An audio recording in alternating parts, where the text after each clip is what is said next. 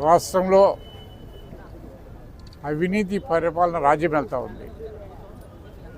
ప్రతి ఒక్క అభివృద్ధి సంక్షేమ కార్యక్రమాల్లో మోసము, దగ, అవినీతి రాజ్యం వెళ్తూ ఉంది.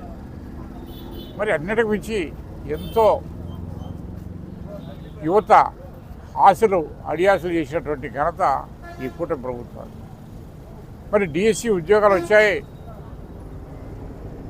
ఎవరైతే అర్హత కలిగి ఉందో వారందరికీ ఉద్యోగాలు వస్తాయని ఎంతో ఆశతో ఎదురు చూశారు. అటువంటి పరిస్థితి రాకుండా కేవలం అధికార దుర్వినియోగంతో మరి అవినీతికి పాల్పడి మరి ఈ ఉద్యోగాలను అమ్ముకునే ఘనత ఈ కూటమి ప్రభుత్వాలు.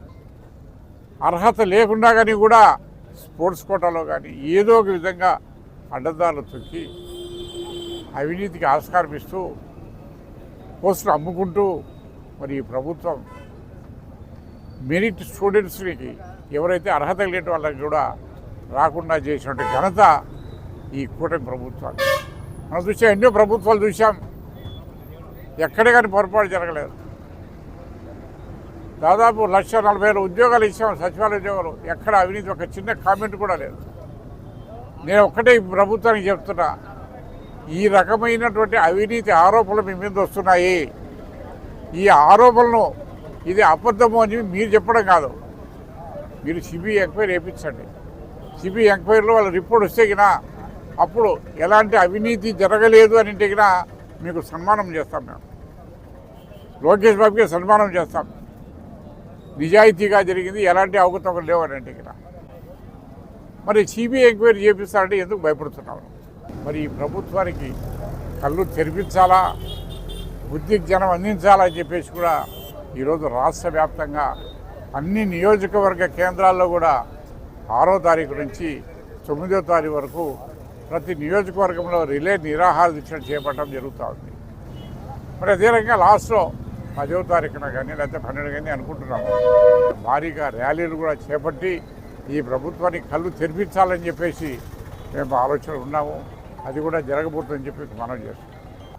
నిజంగా లోకేష్కు చిత్తశుద్ధి ఉంటే, నిజాయితీ నిబద్ధత ఉంటే సిబిఐ విచారణకు ఆయన ఒప్పుకోవాలా, లేదంటే తక్షణం రాజీనామా చేసి ఆయన డిఎస్సిలో తప్పు చేయలేదని ఆయన దాన్ని నిరూపించుకోవాల్సినటువంటి అవసరం ఉంది.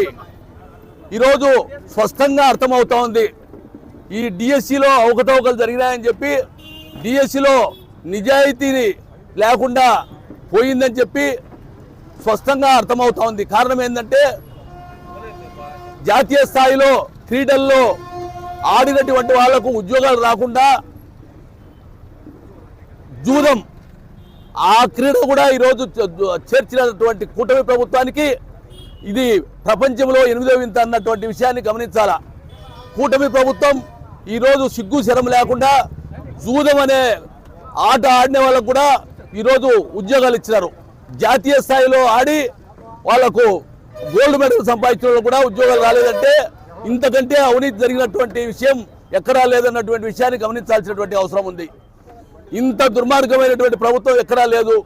వేలాది ఉద్యోగాలు అంగట్లో సరుకు అమ్ముకున్నట్టు అమ్ముకొని ఈరోజు దుర్మార్గంగా ఈరోజు వాళ్ళు చేసినటువంటి పరిస్థితులను గమనించాల్సినటువంటి అవసరం ఉంది. లోకేష్ గారు తప్పును తెలుసుకొని రాజీనామా చేయకపోతే ప్రజా తిరుగుబాటు తప్పదన్నటువంటి విషయాన్ని గమనించాలా. తెల్లవారి నుంచి వాళ్ళకు జగన్మోహన్ రెడ్డి గారిని తప్ప వేరే ఏది మాట్లాడరు.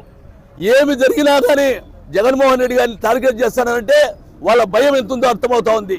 కాబట్టి ఇప్పటికైనా వాళ్ళు దీనిని తప్పకుండా సిబిఐ విచారణకు రావాలా, లేదంటే రాజీనామా చేయాలని చెప్పి నేను డిమాండ్ చేస్తా ఉన్నా.